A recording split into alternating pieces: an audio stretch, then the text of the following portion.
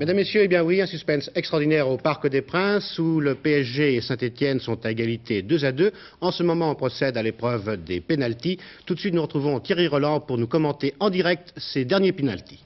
Eh bien oui, la première série de pénaltys vient de se terminer. Baptiston, Zanon, Rep, Larios et Platini ont marqué pour Saint-Étienne, alors que Battenet, Renaud, Rocheteau, Surjacq et Fernandez marquaient, eux, pour l'équipe de Paris Saint-Germain. Et on est en train de procéder actuellement à la désignation des tireurs pour la deuxième série de pénaltys, alors que le président de la République, aux côtés du président de la Fédération, est tout de même au Parc des Princes depuis 3h15. Il ne s'attendait certainement pas à passer une soirée aussi longue au stade d'Auteuil. Toujours est-il que nous avons vécu un match assez extraordinaire, une deuxième mi-temps, dirais-je, surtout assez extraordinaire, puisque à la mi-temps le score était nul de 0-0, puis Toko a ouvert la marque pour Paris Saint-Germain à la 57e minute, Platini égalisant à la 76e minute. On devait donc jouer la prolongation, et au cours de la prolongation, Platini une nouvelle fois donnait l'avantage à l'équipe stéphanoise, Rocheteau égalisant à la toute dernière seconde de la partie, au moment où le stade était envahi par une bande d'énergumènes que je préfère ne pas qualifier. Voici Lopez qui tire donc le 6e pénalty et le rate. Ah, voilà peut-être le tournant du match. Lopez vient de rater. C'est-à-dire que Baratelli vient d'arrêter un pénalty de Lopez, le capitaine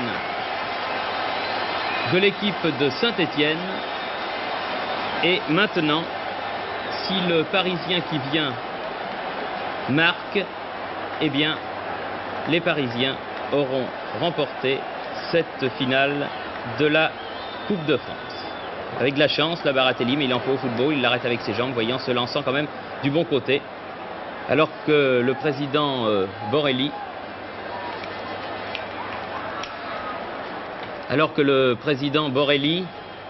est sur le terrain.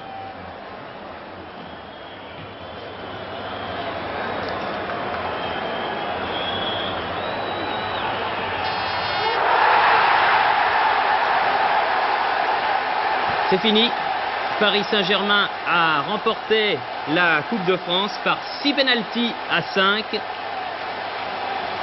Et c'est du délire, vous le voyez, autour du président du Paris Saint-Germain. Tous les joueurs s'embrassent. Paris Saint-Germain disputera donc la saison prochaine la Coupe d'Europe des vainqueurs de coupe. Alors que Dominique Battenet, dans quelques instants, va recevoir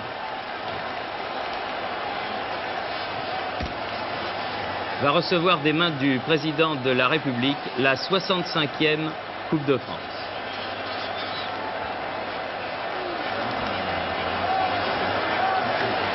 Dernier penalty, 6e, réussi par Pilorget, alors que Lopez avait raté le sien. Il faut dire que dans cette épreuve des penaltys, il y a eu quelques suspens là aussi, puisque le premier penalty pour Paris Saint-Germain était tiré par Battenet, qui envoyait la balle nettement au-dessus.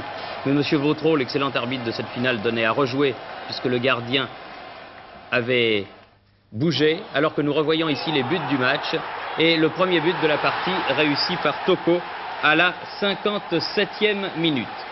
Pendant 20 minutes, exactement 19 minutes, les Parisiens vont garder cet avantage à la marque, c'est-à-dire qu'ils auront, disons, une main sur la Coupe de France, la défense stéphanoise étant là prise complètement à revers par ce centre en retrait de Surjacq et la reprise de Toko. 1-0 donc pour Paris Saint-Germain. Mais Platini, dont c'était les adieux au public du Parc des Princes, égalisait à la 76e minute, remettant les deux équipes à égalité et les forçant donc à jouer la prolongation, demi-temps d'un quart d'heure. Au cours de cette prolongation, les Stéphanois faisaient le plus souvent le jeu.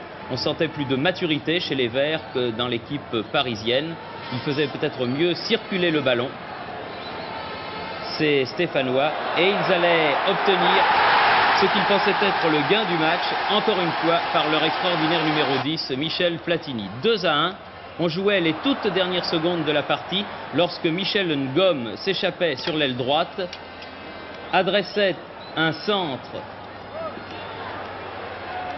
avant que la balle ne revienne à Surjacq qui lui centrait, et Dominique Rocheteau du point de pénalty trompait Jean Castaneda, ce qui permet à Dominique Battenet de recevoir des mains du président de la République, et en direct maintenant, La 65e Coupe de France, c'est la 4e Coupe de France que gagne Dominique Battenet, puisqu'il l'avait enlevée déjà à 3 reprises avec Saint-Étienne précisément, ce qui lui vaut une tape amicale du président Rocher.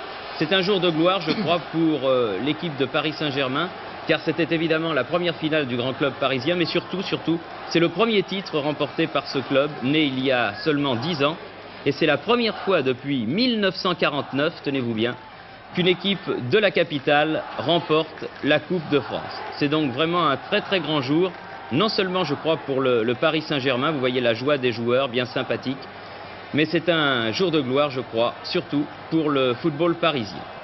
Paris Saint-Germain n'a pas volé cette coupe, loin de là, même si elle a été obtenue au pénalty.